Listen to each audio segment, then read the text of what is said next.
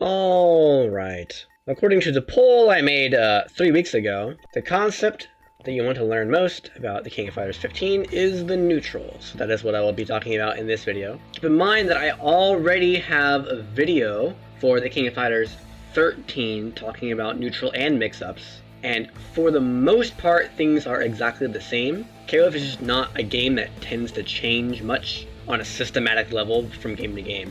Like, yeah, you might get some new characters, the characters might get some new moves here and there, but for the most part, the underlying systems of the game have not changed in several decades. The second thing that you should know is that the neutral is almost entirely universal. It doesn't really matter what character you play. Some characters are better or worse than other characters at certain things in the neutral, but that doesn't mean that they can't do those things, or they have to do those things. In fact, I would even go so far as to say that every character has to play every single part of the neutral game at least a little bit. Because if you choose to ignore one part because your character is bad at it, or if you choose to heavily rely on one part because your character is good at it, then a good opponent will be able to recognize that and just straight up punish you for it. And this is the case because the universal systems are so diverse and strong when compared to the character-specific systems. Like, if you think of a game like Street Fighter, there's not a lot of things that you can do that are universal. You can walk and you can jump, and that's about it.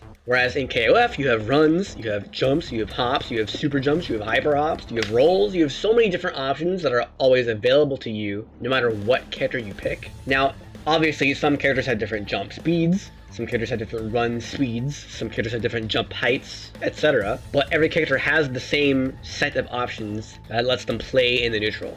The only real exception to this is DPs and projectiles, which I will talk about those when I get there. But basically, the King of Fighters is a game that really likes to reward legacy skill, or skills that players have been developing for years upon years upon years. And yeah, they made the game a little slower in 14 and 15, but the same set of skills still applies. Okay, but what the heck are you trying to do in KoF neutral? Well, let's start by sort of defining what I mean when I say neutral. Every time I say neutral, I want you to contrast that with the idea of advantage, or like pressure, where one player is actively trying to damage the other player. When you're in neutral, you really don't need to deal damage, although you can in certain situations. What your real goal is to get out of the neutral into a pressure scenario where you are the one with the advantage. And I say that because this game doesn't have very many powerful ways to just deal damage in the neutral. There are some of them. They're very few and far between. For the most part, you're going to be getting advantage first, and then using that advantage to land big damage combos. And getting an advantage from the neutral is a heck of a lot simpler than getting damage, because you can just hop in. And as soon as they block any of your hop-ins, you have frame advantage and can start doing your mix-ups. Now this is true in other fighting games like Street Fighter, but the main difference is that you have so many different options of changing your jump arc, your jump angle, and your jump distance. For example, at round start, I can just full jump in, and I land like right on top of him. But I can also do a hop. I'm a little bit further away, but it's a little bit faster, and I come at a more horizontal angle, like right into his head, as opposed to down onto his head. Or I can get cheeky and go for a super jump cross-up. So that's sort of the first layer of the mix-up of KoF is, I could be like a Street Fighter player and just wait for him to jump and then anti-air him. And that's technically possible, but a human is not realistically going to be able to anti-air you consistently every single time because of the speed of the game and because of the diversity of jump-in options. For example, if my opponent is going to hop at me, I'll need to press my button fairly early and catch them as they're like at the peak of their hop.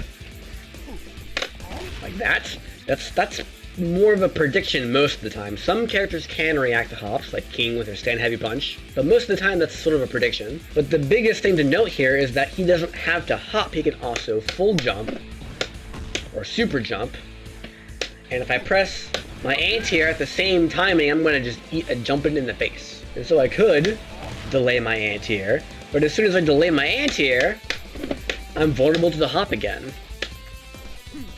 Ugh. And so this is where DPs come into play, because DPs, or any move that is invincible to air attacks, sort of nullifies this guessing game between which jump am I going to do. Now that's not to say there aren't options that can beat both of them if you're really preemptive. It's just that having a ground DP lets you, sit on the ground and not commit to anything in particular. So let's look at this a little bit more in depth. If he hops at me, whoop, the trajectory is not very high, so most attacks that, hit outward or straight in front of your face will anti-air a hop very, very consistently. And this includes basically every stand jab in the game.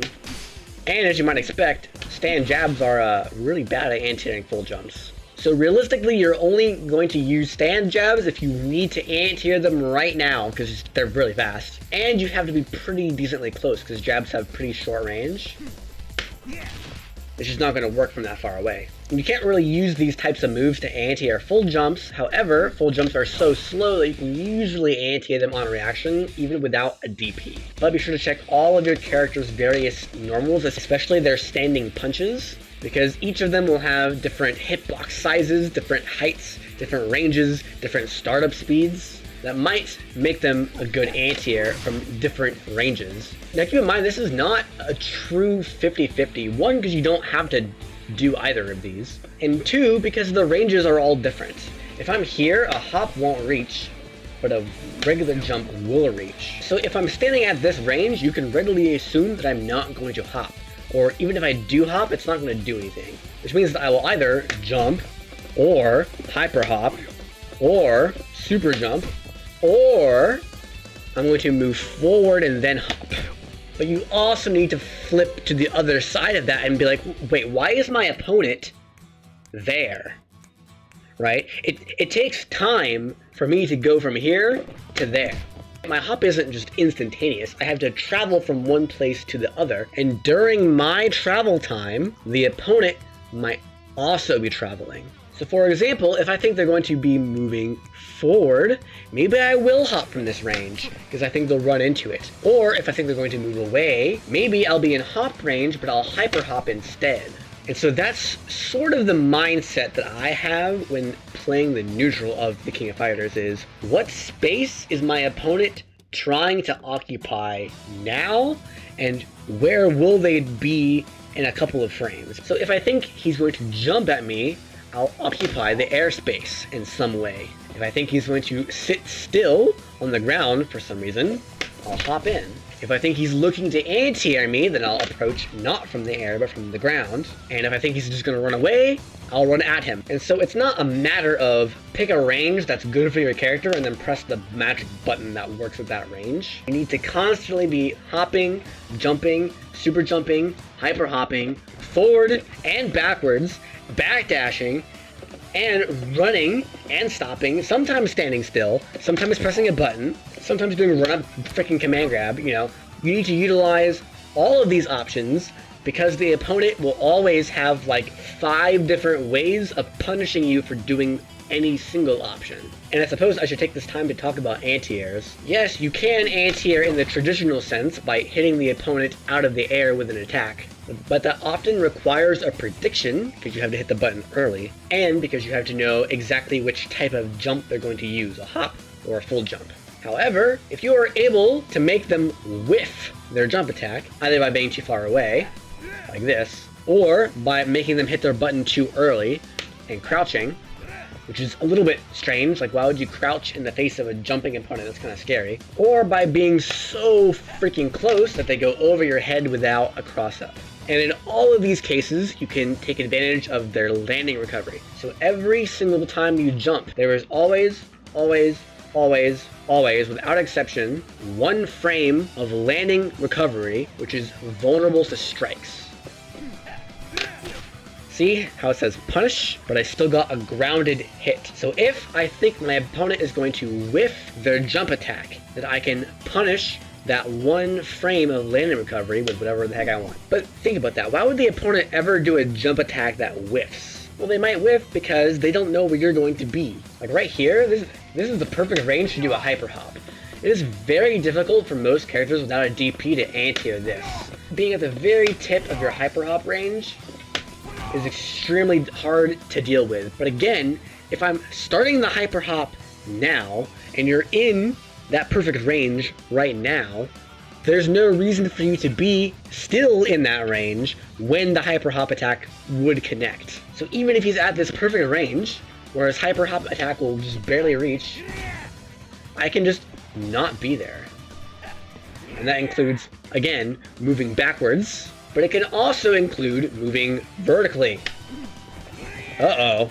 And as soon as this happens, I'm the one doing the jump in. And so you can start to see how the reads get a little bit more complex with each layer you add onto it. And at some point, the different layers will start to interact with each other in very odd ways. And this is why you see the best players doing really random things sometimes. It's not a matter of, oh, I'm at this range, these are my list of 3 or 4 things that I should do it at this range. It's I'm somewhere in the neutral, and I just have this hunch that the opponent is going to try to do something like this. And so I'm going to do something like this because these 2 things match in my favor in some form or fashion. I think the opponent is going to approach me at this range, which means I can just press stand heavy kick and he'll probably get hit by it. Or maybe, I think he's going to approach from the ground, so I'm just going to control the ground space. Or I think he's going to play relatively defensively, so I'm going to go in. And so that's sort of the reason why you would want to press a jump attack early, is because if both players jump at each other at the same time, the one who hits their button first will win.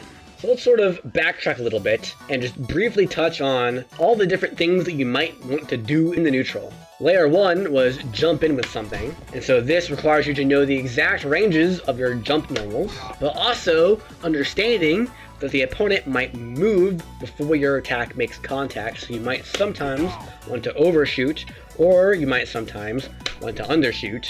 Or if you think they're going to move, vertically, you can do an early air attack to beat them out of the air. Or you can try to stand still and actively hit them out of whatever approach they're doing. And this includes the various anti-airs I talked about, including trip guard. And it also includes moving backwards to try to make their attacks whiff, so that you can whiff punish them or at least get some sort of advantage. And again, I reiterate that all of this is 100% universal. Every single character in the game has to play this way. Alright, this is a pretty deep and complex mind game that seems to have a lot of risk associated with it. It's almost slow-paced in a way, because you're not necessarily trying to get the damage right now. You're trying to just get some sort of advantage, and you might get little chips of damage here and there, but you're not going to get a lot of the big combos that you see a lot of players using. So is it really worth playing defensively? Anti-airs aren't necessarily low reward every single time. Depending on what you anti-air with and the situation around it, you might be able to get more damage than you think. And because of the way air counter hits work, if you anti-air the opponent's hop and it's a counter hit, you can even do weird combos that normally don't work. This does not work off of a full jump or a super jump. It only works if you counter hit their hopping normals. Although there are also variants that work against full jumps as well. And the sort of universal way to anti-air and get big damage off of a hard read is with a Shatter Strike. So Shatter Strikes will cause a wall bounce if they hit the opponent out of the air, which leads to a big combo, but if they block it, it's very, very, very punishable. And I mean, even in the worst case scenario where you don't get a combo, you still have advantage, so it's still good. And so each of these little pieces individually is sort of step 1, right? Is being able to do all of these things at all times if you think it might work. And so once you start doing these things, I would say that you've progressed from a beginner KoF player to an intermediate KoF player, at least in terms of the neutral. And then the next step beyond that will be to take all of those individual things and sort of group them into abstract sets. And at that point, it sort of becomes a question of why you're doing the things you're doing. And you'll know that you've reached that point once you understand that me jumping up and my opponent jumping forward at the same time is the same as me jumping forward and him jumping up at the same time. Likewise, if we're further away and we jump toward each other in the air, that's also the same thing. And it's useful to think about things that way because the game is so fast and both players are constantly moving left and right and even up and down. And that lets you act on your hunches a lot faster. So thinking in that sense lets you make more creative decisions in the neutral. The game actually expands outward and gets bigger and more skill expressive as you get better and better. The game actually rewards you for using your moves in situations that it's not immediately obvious that it's a good idea to use that move. And finally, I will talk about projectiles and how they impact the neutral. The first thing that you need to realize about fireballs is that there are two main types of fireballs. And 9 times out of 10, the light fireball will be type A and the heavy fireball will be type B. So type A is the slow fireball. So it has a long startup and it travels slowly across the screen, but it recovers very fast. Right?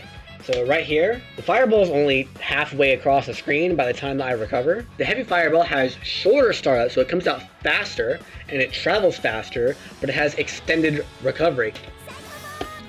I haven't even left the ground yet here, and the fireball is like all the way over there. The two fireballs are used for two very specific purposes. You throw the heavy fireball as like a poke to harass and to make the opponent want to sit there and block. For example, it is a very, very, very common strategy for Athena players to use crouch heavy punch and at the very tip range, cancel into a fireball. This is the situation where you would use heavy fireball to just sort of catch the opponent when they try to move. The light fireball has a very different purpose because it is slower to come out and slower to travel, so it's less likely to connect actually, but the frame advantage is much, much greater, which means that it doesn't really need to connect necessarily, because even if they avoid it, you'll be recovered in time to punish them for whatever they do to avoid it. For example, if he throws the fireball, and I react to it by trying to roll through it, that's a punish.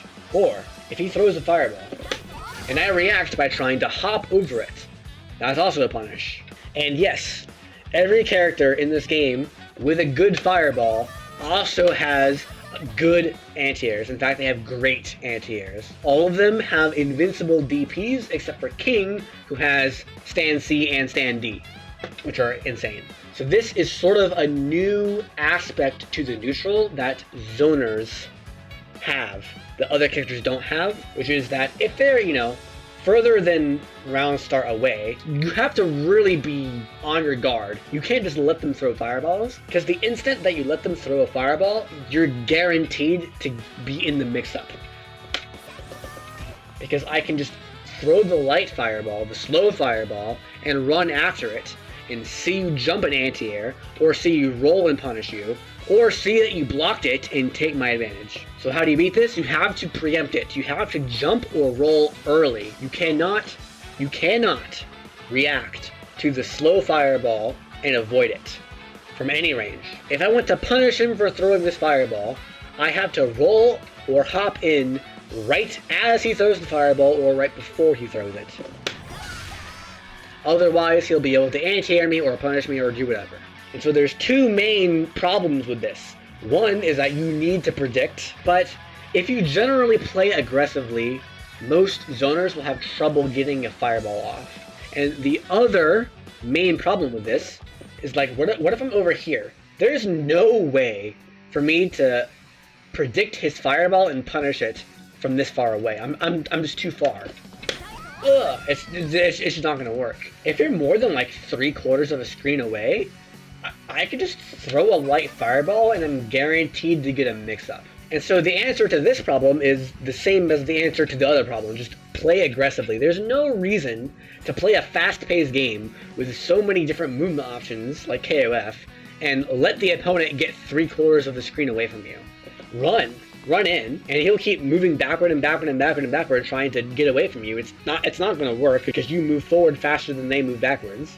And eventually they'll get cornered and they can't move backward anymore. And so the real strength of the zoner comes not necessarily from the fireballs that they throw, but from the other stuff they do that prevents you from playing aggressively. Now, that being said, projectile reflects and absorbs change things a lot. It is very easy, actually, to react to a fireball and not have to deal with it if you reflect it.